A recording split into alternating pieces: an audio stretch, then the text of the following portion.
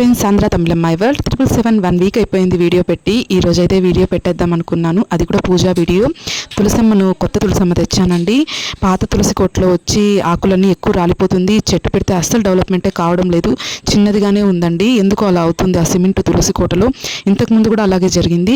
ఈసారి అయితే పింగాణి తులసి కోటలో బాగా వస్తుందని నర్సరీలో ఉన్న వాళ్ళు చెప్పారండి. నేనైతే దీన్ని నాకు తెమ్మని 2 months ముందు చెప్పాను. ఉన్నట్టుండి సాయంత్రం వేళ ఫోన్ చేశారు, ఆ తులసి కోట వచ్చిందమ్మా, వచ్చి తీసుకుని వెళ్తారా అని.